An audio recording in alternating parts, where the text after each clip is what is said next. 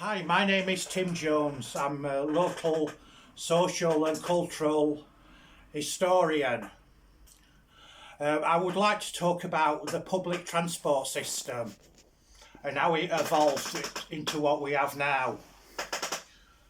What happened was, in the Industrial Revolution of the 18th, 19th century, many people migrated from rural areas to new towns and cities, obviously for work.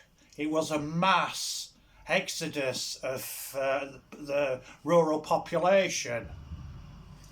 After a while, when obviously mills, factories, steelworks, everything you needed to power the Industrial Revolution, coal, water, sand, everything. You needed basically housing. Well, what you got were slums, which were dubbed as Victorian slums. They were still in use right up to the 1960s, when they built, obviously, tower blocks.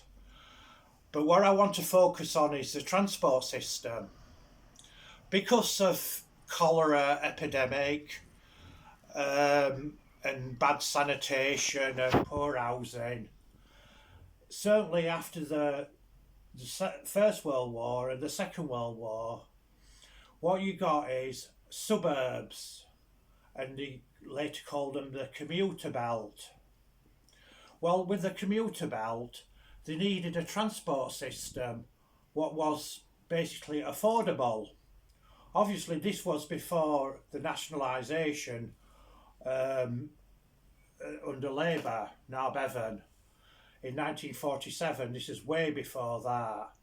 So the local authority took ownership, or public ownership, of the transport system to make it affordable.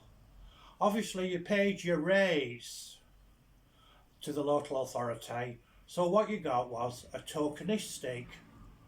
In Sheffield, when I was a child, certainly, it was 2p for a minor and 5p for an adult. Later, it became 10p for an adult and 5p for a minor, because obviously cost of running costs. And what they would do is every authority would have their own livery. So in Sheffield, it was a cream and blue. But one time Labour got into power and it became a Labour constituency, predominantly. So what happened was they actually put a red stripe, and later with the buses, inserts of the wheels were actually red to represent Labour. So this system, you got your tram system, you got your omnibus system. Before it was electric powered, you would actually, it would have been horse-drawn tram system. You got your trolleybus system. So you got this evolution. Well, with a tram system, there were certain parts of these, what used to be rural areas, these commuter belts, as I've just expressed, that you couldn't, if you've got a brand new housing estate, whether it's the local authority council housing or private, if you needed a bus system through these vast estates, you needed the buses. So that's why in 1960 it was superseded by the buses, because the bus could actually go to more commuter belts more effectively than the tram system.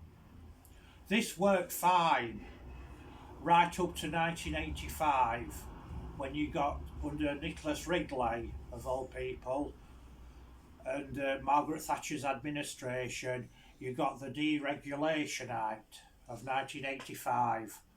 And with the Deregulation Act, you got privatisation.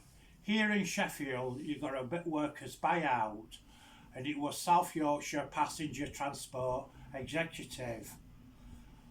that worked for a while, and then it became too vast for a network, because prior to that, in 1964, you got a Deregulation Act, which were in 1984, in 1974 rather.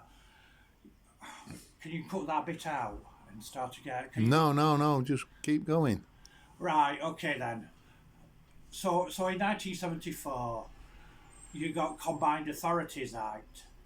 So if you got your Combined Authorities Act, all the Labour councils in South what now became South Yorkshire, because it was the West Riding.